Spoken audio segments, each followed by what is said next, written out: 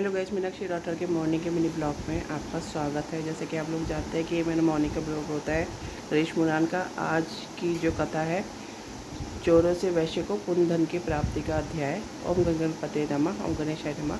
सुनिए। चोरों से वैश्य को धन की पुण्य प्राप्ति कथन।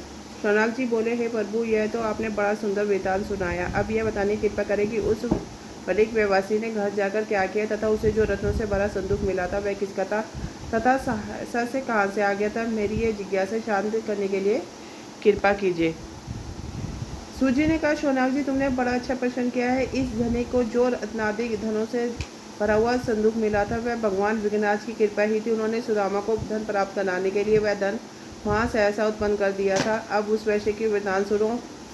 वह कच्छमुच नामक नगर का निवासी था और व्यापार के उद्देश्य से वो प्रदेश गया था। उसने अपने नगर में लौटकर भगवान विघ्नराज का पूजन उत्सव बड़े समारोह से किया, जिसमें नगर के प्रतिष्ठित व्यापारी, अधिकारी एवं उसके बहुत से बांधव आमंत्रित किए गए। अनेकों वेदज्ञ ब्राह्मणों ने उस पूजन कर्म में योग दिया।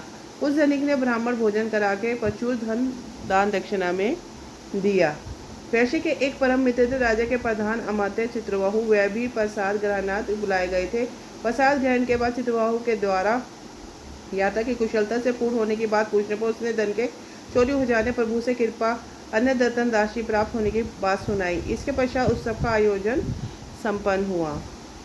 कुछ दिन कुछ लोग चित्रबाहु के पास जाकर विक्रियात रत्नादि दिखाने लगे तो चित्रबाहु ने रत्नों के असली होने की परीक्षा के लिए अपने मित्र वैश्य को बुलाया।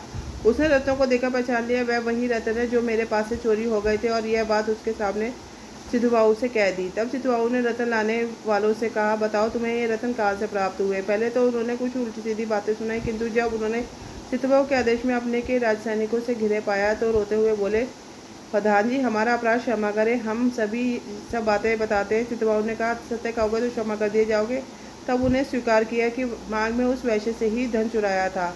इसके पश्चात उन्हें वह धन वैश्य को लौटा दिया। चित्रबाहु ने उन चोरों से कहा, देखो, यह भगवान गणेश्वर का ही प्रभाव है जो तुम धन लेकर यहाँ खींचे चले आए हो। यदि सुख समृद्धि चाहते हो, चोरी का धंधा छोड़कर अन्य कार्य में लगे रहो। भगवान गणाध्यक्ष का व्रत पूजन आदि करो, तुम्हें सहज ही समझ धन प्राप्त हो जाएगा। यह सुनकर चोरों ने भविष्य में चोरी न करने की प्रतिज्ञा की और संकल्प किया कि हम उन्हीं विनायक की आराधना करते हुए धर्मपूर्वक जीवन यापन करेंगे। इस प्रकार वे चोर सदाचारी बनकर भगवान गणेश्वर की आराधना में न करने लगे, जिससे वह उन्हें सर्व सुखों की प्राप्ति हुई। वह वैश्य भी चोरों का धन वापस लौट आने पर अत्यंत प्रसन्न हुए और गणेश्वर की पूजा करने लगा। उसी के साथ गणेश पुराण की एक कथा पूर्ण होती है। कल एक नई कथा के साथ मिलते हैं भगवान विनायक की कृपा चित्रबाहु पर। तब तक के लिए सबको राम नाम, राधे राधे।